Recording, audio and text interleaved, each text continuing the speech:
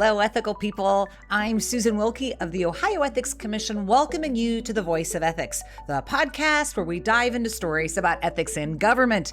And one of the stories about ethics in government that seems to come up way too much is something with public jobs and family members, right? Yikes.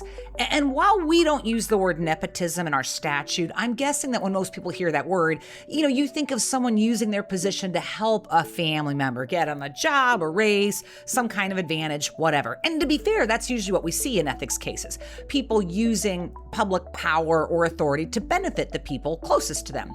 But today's cases flip that idea on its head. Because instead of helping a family member, the question becomes, what happens when a public official uses their public position in a way that could actually harm that family member? Or maybe not harm them, but at least to their detriment. Maybe you want to call it reverse nepotism? Not a legal term, it's definitely not in the statute, but you get the idea. And let's be honest, most of us probably have at least one family member where on a bad day we might joke, yeah, I'm not pulling any strings for them, but actually taking steps that could negatively affect their job, their opportunity, their whatever. That's where things move from family dynamics into the ethics law.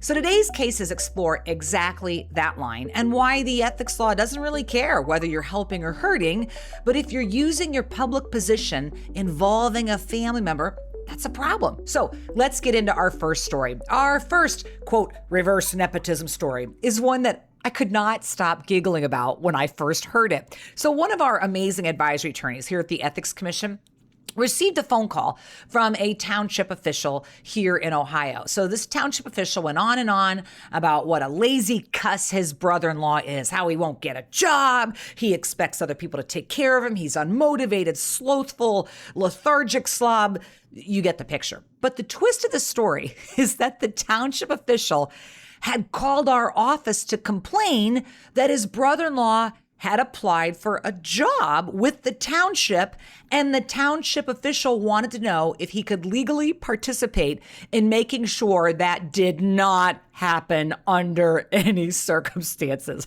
That's the part that cracks me up. This guy's brother-in-law is finally getting off his allegedly lazy you-know-what and applying for a job, and now the guy wants to do everything in his power to stop it. Make up your mind, dude, right? Now, to be fair, I get it. This guy probably knows from experience that his brother-in-law might not be the best township employee they've ever had. But the irony of this was just too rich to pass up, right? You no good lazy cur, you good for nothing slob, you get a job already. Wait, you want to work here? No way, get back to the sofa, get out of our offices. Like I said, can you spell ironic? But before we do leave this story behind us, I do want to encourage you to take a look at the advisory opinion from 2025 that we have in our show notes. The truth is, in that situation, that township official actually wouldn't have had an issue under the ethics law, being involved in a job situation regarding an in-law, either to his benefit or to his detriment, the brother-in-law, because that brother-in-law wasn't living in his house, which to hear this guy describe it is clearly what he wanted to avoid, having the guy live in his house, right? But please know that you can find sort of our official definition of family, which includes children, stepchildren, parents, step-parents, grandparents, siblings, and domestic partners or spouses, regardless of where those folks reside. It's those more distant relatives, like the in-laws, aunts, uncles, cousins, nieces, and nephews, where residency matters to us. In any case, I hope that you do read that advisory opinion in the show notes, and I hope that that first story made you chuckle just a little bit too. But now, moving on to our next case, which actually did result in an investigation. This next story digs into one that kind of gets into the heart of public service, conflicts of interest, and honestly, how tricky things can get when family and official duties overlap. Now, this one involves a longtime township trustee, his son who worked for the township, and a series of decisions that cross the line under Ohio's ethics law. So to tackle this story, I would like to introduce to you two incredible members of the Ohio Ethics Commission's team, investigative attorney Molly Bruns and professional investigator David Sturman. They work together on this next investigation that also fits nicely into this idea of using one's public position to negatively impact a member of one's family. So Molly and David, thank you so much for joining us today. And I am going to begin this interview with our professional investigator, David Sturman. Okay, so David, this is one of those weird cases. We're so used to talking to you guys about these cases where people are using their public position to help their family and all their outside business associates. This is a little bit different in that you investigated a case where there was a township trustee and his son who apparently have a, shall we say, a testy relationship, it sounds like, in their private lives, right? I guess we'll say that. Okay, so there were a couple of things. I want to take us through them one at a time. The first one was the dad was acting on a matter involving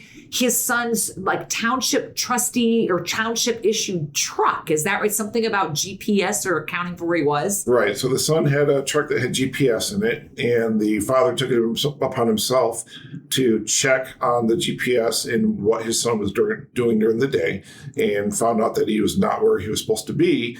And the father tried to use that to get the son in trouble.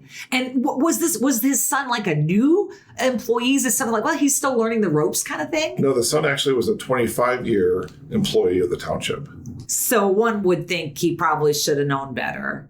He knows what he's doing. Yeah. And so dad was actually trying to get him in trouble behind the scenes. Okay, so that was one. The other one, you might have to explain this one to me because I'm a little bit confused about this one. This is something about that the township would pay for funerals of people who had been longtime employees or trustees, and something went awry there between dad and son as well, as I recall. Right. So normally the township would pay for the funeral of a former township employee.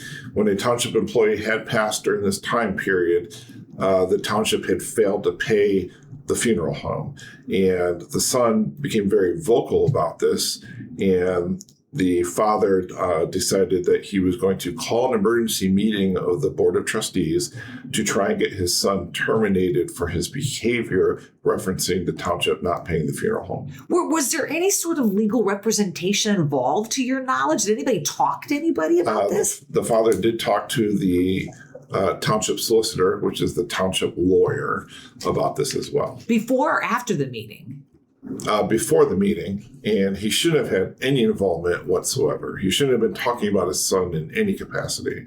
So he had actually reached out to the township solicitor or lawyer in advance to get this all set up ready for this emergency meeting. Yes. Wow. Okay, so Molly, just for listeners who may not live and breathe the ethics law like the three of us do, what would the ethics law say, for both positively or, as David said, to the detriment? What does it say about people and public service officials when something involves our family members? What should or should have happened? You should just recuse yourself from everything completely. You can't participate in any part of it. Yeah. You can't vote, obviously. You can't talk about it. You can't do behind the scenes discussions. You can't try to influence a council member or a trustee or someone else that's on that board to do something that would affect your family member. Again, whether it would affect your family member in the positive or in the negative. These are such good points because I think you both there just sort of helpfully obliterated two myths that exist. One, that, well, hey, if it's to their detriment, that's probably not a big deal because heck, so that's first, it doesn't matter. Either way, no,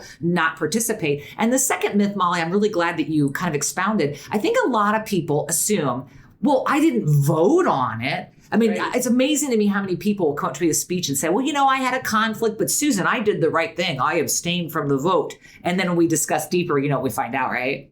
Yes. Right. Yeah. A lot of people think that. They think that, I didn't vote, so everything's fine. It was okay that we discussed it earlier in the meeting, that I gave my opinion and then I abstained during the vote. But that in and of itself is a problem as well. Something that I found a little surprising that maybe our listeners will too, that even after all that happened, that the guy is reaching out to his solicitor and all that, the son's job didn't actually change. Is that right? Correct. Yes, the son was never terminated. His job position did not change. However, the ethics law is pretty clear. You can't do anything that affects your children. So whether it's to their benefit, detriment, or it just keeps everything status quo. In this case, we have a dad participating in matters that affect his son. In the end, it did not ultimately benefit him or work to his detriment. But Again, it's still a problem under the Ohio ethics law. That two-way street. Doesn't matter if it's to the benefit or the detriment. Correct. Okay. So, David, if I can come back to you, to me, one of the most striking parts of the case actually involved a warning from the county prosecutor. What can you tell us about that? So the father did receive a notice in writing from the county prosecutor telling him that he needs to abstain from any discussions or voting when it comes to his son's employment. And obviously this did not stop the father from doing what he was doing. And Molly, as an attorney, I would think you find this very unfortunate, because one of the things we tell people all the time is get legal counsel's input, and then look what happened, right? Correct. Yes. In this case, there was a very clear warning. The dad was not supposed to participate. The prosecutor told him, do not participate. He even actually advised him to not attend or even be an observer in executive sessions that affected the son. So he was given a very, very clear warning, which is not always the case. The father knew he shouldn't be doing it. The prosecutor told him not to do it. If I remember correctly, I think it was in writing and they read it out loud at a township meeting, the email from the prosecutor saying, do not participate in any way whatsoever. And it's clear from this case that the dad did participate. Right. So, David, this case involves a father and a son, a very human interaction. And I have to ask you this. Not only are you a professional investigator with the Ethics Commission, you did a whole career in law enforcement before you came here. And I think you're a dad also. Is that right? I am. Yes. So I'm just kind of curious, from your experience, from all those different backgrounds and environment, do you think we humans, people that in the world of ethics or just people in public service, is it ever too easy to underestimate how careful they need to be because of our lack of objectivity as people, as parents, as et cetera? So I think that the knowledge of the law gets lost in the emotions of family. When I was a uniformed police officer, they'd always say the most dangerous call you could go on to is domestic violence because, well, first of all, you don't know what you're walking into, but the emotions can run so high, nothing else will matter other than to obtain the goal of whatever they're trying to do. So even with a prosecutor saying, hey, don't do this, it's a felony, you're going to get in trouble, sometimes the dispute outside of their public employment is so strong that it's just hard to overcome, and they continue to do what they're doing. Yeah. And Molly, to follow up on that, could you just, in your many years here with the Ethics Commission also, could you talk a little bit about even those situations that feel personal? Hey, this is between me and my son. Why that's still a violation of the public's trust too? Yeah, because as taxpayers, as the public, you want to make sure that your public officials and employees are doing things that benefit the community. But when you insert family members into those issues, you can never fully know whether or not they are acting in the best interest of the public entity or in the best interest of themselves, whether, again, be to the benefit or to the detriment of their family member. Going on that, a lot of people will say, why not just have a rule that we don't hire any family members? And the problem is a lot of these jurisdictions are so small, you don't have a choice. Maybe the only person that's qualified to do a certain job happens to be a family member because there's just no one else to do the job. And so it is okay for family members to work together as public officials or public employees, but they can't obviously have authority over each other, and they can't do anything that can benefit or be the detriment or keep the status quo of their employment. Yeah, that makes perfect sense. So for anybody listening, if someone in my family is seeking a public job, if they're looking for a contract, they are up for a promotion, disciplinary action, what's your words of wisdom for those folks? Just don't participate. Completely recuse yourself from the matter. Don't even try to chime in a little thought here or there. Don't try to say, oh, yeah, they would be so good. Just completely and fully recuse yourself. And ask yourself, am I using my position to help this person or to hurt this person? And if that's the case, then walk away. That's about as good of a summation that I can think of. So, hey, David and Molly, thank you so much for being here today. Thank you for your service to the public. And I'm sure this won't be the last podcast. I'll have you on again in the future. So thanks so much. Thanks, Susan. All right, take care. And that's it for this week, everybody. A huge thank you to Molly and David for joining me on the podcast today. And as always, an even bigger thank you to Nick Rohrbaugh, the behind-the-scenes wizard who makes these podcasts seamless, sublime, and smart-sounding. But most of all, thank you to everyone who joins me every other week for the world of ethics, true crime.